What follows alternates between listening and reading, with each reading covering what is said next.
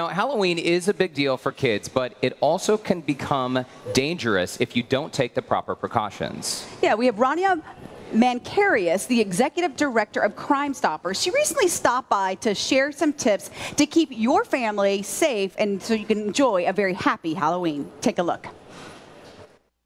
Rania, I know Halloween is such an exciting time for so many kids. I loved Halloween when I was a kid. So an estimated 41 million trick-or-treaters are heading out the door. What should parents know? The first thing parents need to do, one, Halloween is so much fun. Kids get dressed up, and it's a wonderful time of year. But parents, stop and talk to your kids. Only about a third of parents are doing it. And we're finding that 12% of kids under 5 are allowed to go out on their own. Is that for real? That's for real. A 5-year-old alone trick-or-treating? Because people are not understanding what's really going on in our community, and they need to. So it's not about don't go out. Go out and have fun, but be smart about it. So kids, don't go out alone. You know, you can't walk around with these flowy costumes with masks covering your face like you can't see anything, it's dark outside. No, you've got to go and have a smart plan about how to handle the night. And that's going to cover, what are you wearing? Are you going to go to a dark house where there are no lights on? Are you going to go alone? If you get lost, have you mapped out where you should go? Do you have an emergency home to stop at or a friend? Think through every part of the night and make it fun.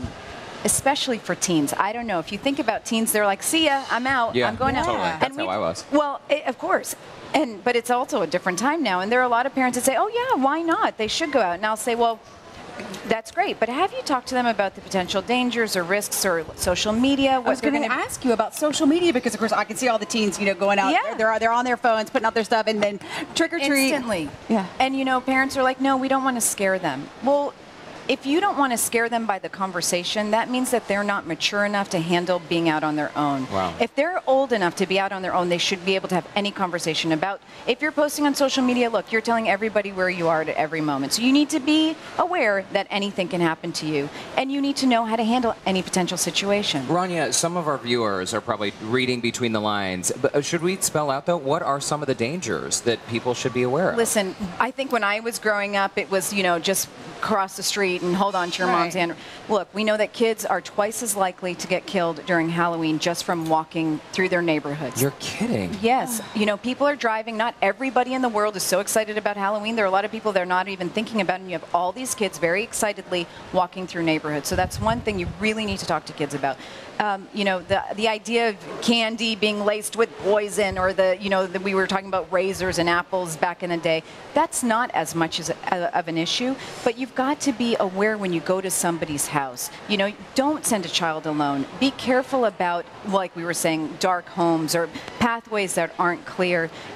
Look at other people that are going out at different times, groups of teens or kids that are alone. Think through any potential problem and make sure that you've thought about what the potential risks are. Again, it's not about saying Halloween is scary or we don't want you to go. No, go and have fun, but just think about everything that can happen to you. Maybe venture out just a little bit earlier. And what about things like glow sticks? Yeah, well, kids love glow sticks, and they're great. But you know that kids are rushed to the emergency room every year because they're ingesting the liquid within a gold stick. I did not know that. Yes. They break them open? Yes. And drink the liquid? And sometimes they're ingesting it by accident. I mean, the younger kids will do this by accident. So again, it's great. It's a great tool. Kids should have it, but be smart and be observant. You have the kids walking with, some kids have candles.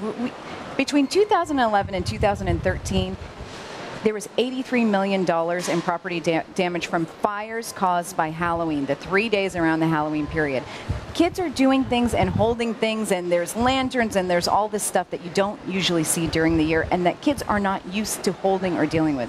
So again, talk to them, talk to them, talk to them. And on the other side of this conversation, we should talk about, for people who are staying home, maybe they don't have children young enough to go trick-or-treating, but if you're inviting trick-or-treaters to your home, what should you be aware of? Lights on. Clear the pathways to your doors. Make sure if you have decorations that they're, that they're safe. That, for me, because I have 3 little kids, I hate when you go up to a home and it's like the dead skeleton coming out of it. I'm like, I'm scared, and my 5-year-old's shivering and petrified. So can you tone it down a little bit? But it's really about making your home an open, friendly, safe environment for trick-or-treaters who should be between 5 and 14. We're not.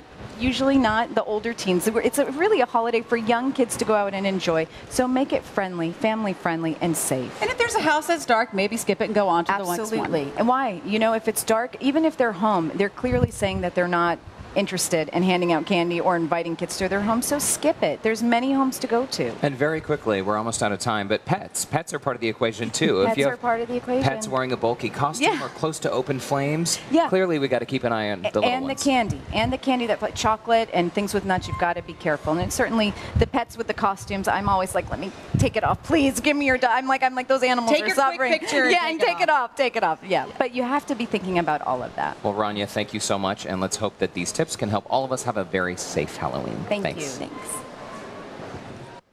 And for more information, you can visit crime-stoppers.org.